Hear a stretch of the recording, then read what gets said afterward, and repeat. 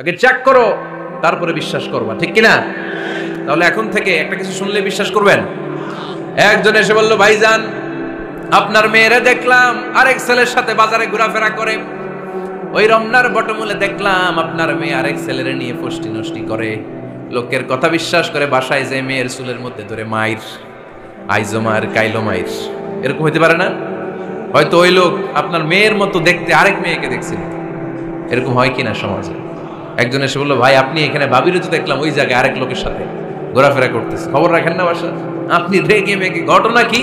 আমার খেয়ে আমার পরে আরেকজনের সাথে, যে এই বাড়িতে যে মাইর, কোনো কথা নেই। দেখবেন যে ছোট্ট মারামারি থেকে এই ঘটনা অনেক সময় বিচ্ছেদ বা ডিভোর্স পর্যন্ত গড়ায়, ঠিক কিনা? ওই যে শোনা কথায় কান দিয়েছেন, ফাতাবাইয়ুন, আপনি চেক করেন নাই।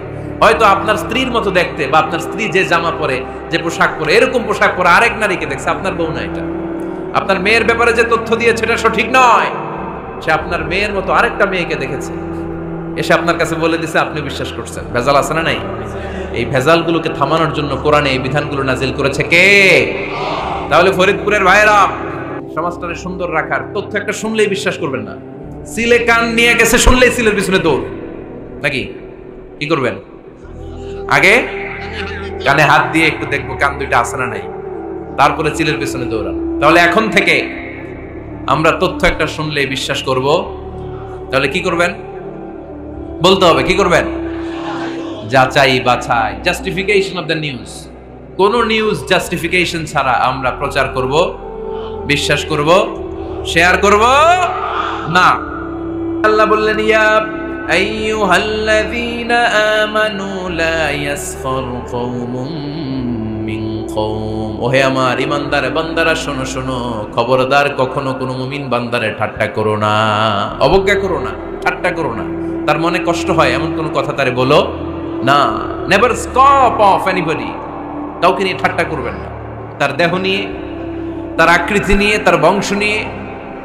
এক লোকের বাবা ছিল চোর, কিন্তু তার ছেলে অনেক ভালো। আপনি কি তারা বলতে পারবেন তুই চোরের ঘরের চোর? বলতে পারবেন? চুরি করছে বাবা, ওর কি দোষ? কথা বলেন। এগুলো কবিরা গুনাহ। আওয়াজ করে বলেন তো কি গুনাহ? কবিরা গুনাহ। কারো আকৃতি নিয়ে, আমার ফরিদপুরের কলিজার টুকরা যুবক ভাইরা, কারো আকৃতি নিয়ে কখনো অবজ্ঞা করবে না, তুচ্ছ জ্ঞান করবে না। এটা কবিরা গুনাহ, এটা আল্লাহ খুব অপছন্দ করেন। এর কারণ আকৃতিটা আমাদের হাতে নাই। আমাদের কারো নাক লম্বা, কারো খাটো, আমরা কেউ কালো, কেউ সাদা, আমরা কেউ স্মার্ট, কেউ অন্যরকম। তো এই যে আমাদের এক এক ধরনের আকৃতি, এটা কি আমি বানাইছি? আপনি বানাইছেন? দিছে কে? এই জন্য কারো দেহের গঠন নিয়ে যদি আপনি অবজ্ঞা করেন, এটা প্রক্ষান্তরে আপনি স্রষ্টাকে নিয়ে অবজ্ঞা করবেন।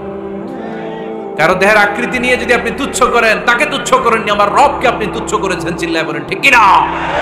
খবরদার, তুই কালু, তুই লম্বু, তুই মোটু, তুই কানা, তুই রোহিঙ্গা, আছে না নাই? ইদানিং ইদানিং এটা খুব চলে। এই রোহিঙ্গা নামটা আছে না? ফরিদপুরে এগুলো ঢুকে নাই না?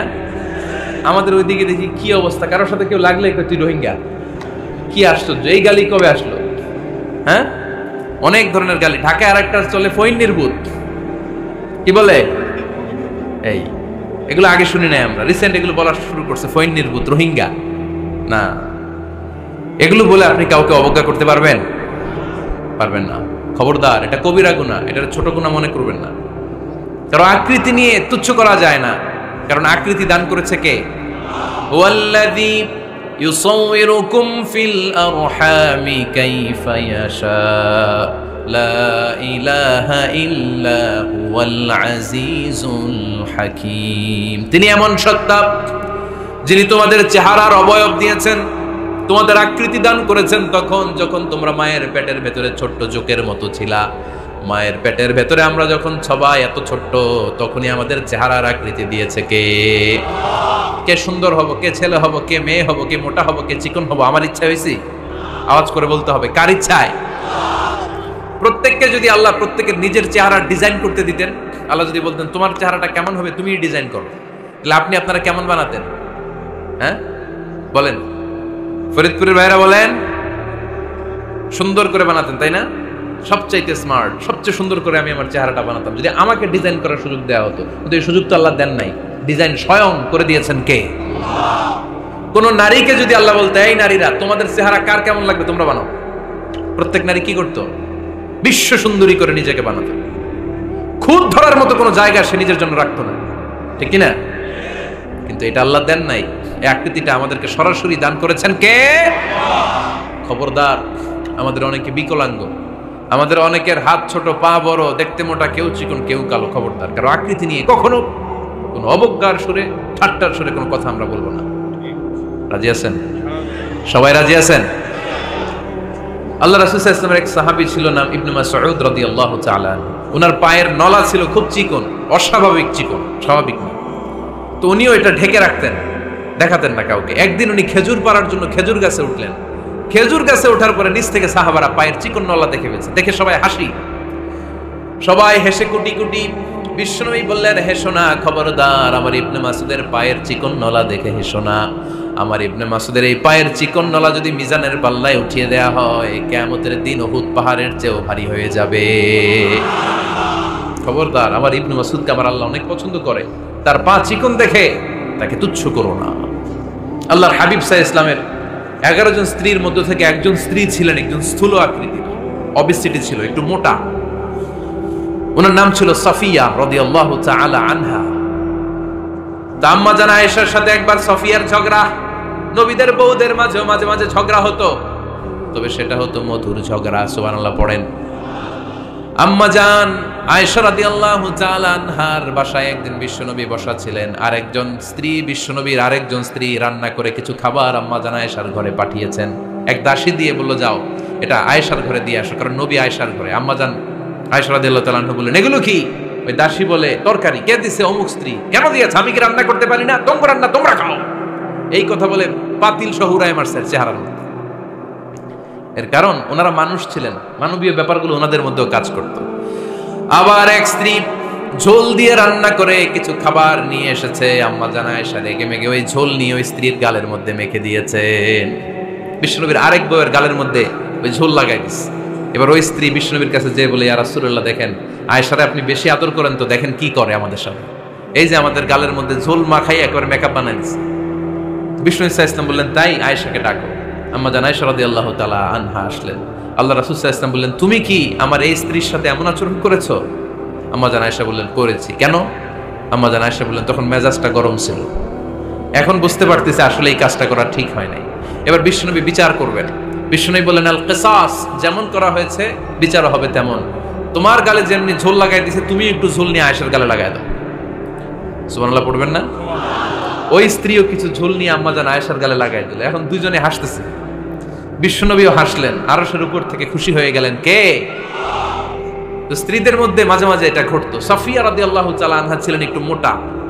আম্মা জান আয়েশা বললেন, ইয়া রাসূলুল্লাহ, দেখেন আপনার মুটি বউ, আপনার মুটকি বউ, এই মুটি বউ বলে একদিন একটা গালির মতো দিয়ে ফেলছে। আল্লাহ রাসূল সাল্লাল্লাহু আলাইহি ওয়াসাল্লাম রেগে গেলেন, বললেন, আয়েশা এটা কেমন কথা তুমি বললা মুটি? আমার সাফিয়ারে তুমি মুটি বলে গালি দিলা রে আয়েশা।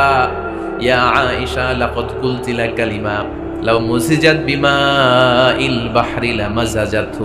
এমন একটা মন্তব্য তুমি সাফিয়ার ব্যাপারে করে ফেলেছো রে আয়েশা, এই কথাটা যদি সাগরের নীল পানির মধ্যে ছেড়ে দেয়া হয়, এই কথার পঙ্কিলতার কারণে, এই কথার কর্দমাক্ততার কারণে, এই কথার পঙ্কিলতার কারণে সাগরের সব পানিগুলো মুহূর্তের মধ্যে কালো হয়ে যাবে। এই কথাটা সাগরে ফেলে দিলে সাগরের নীল পানি পুরোটা কালো হয়ে যাবে। আয়েশা, খবরদার, কাউকে তুচ্ছ করে অবজ্ঞা করে কখনো কিছু বলা যাবে না। এই জিহ্বাটা এটা ভয়ঙ্কর একটা অঙ্গ। বেশিরভাগ পাপ এই জিহ্বা দিয়ে হয়। কি দিয়ে হয়? এই জন্য সাহাবারা জিহ্বা ধরে মাঝে মাঝে জিহ্বার মধ্যে ব্যাট মারতেন আর বলতেন, জিহ্বা তোর জন্য আমি আটকে যাবো কিয়ামতের দিন। আমলিক আলাইকা লিসানাক, নিজের জিহ্বার মালিক নিজে হন, আপনার জিহ্বার মালিক যেন শয়তান না হয়ে যায়। জিহ্বা আপনার, শয়তানের ভাষায় আপনি কথা বলেন কেন? খবরদার, প্রতিটা কমেন্ট, প্রতিটা কথা, প্রতিটা মন্তব্য, এগুলোর ব্যাপারে কিয়ামতের দিন পাই টু পাই করে আপনার কাছে আল্লাহর সুপ্রিম কোর্টের কাঠগড়ায় দাঁড় করিয়ে আপনারা জিজ্ঞেস করবে, কে?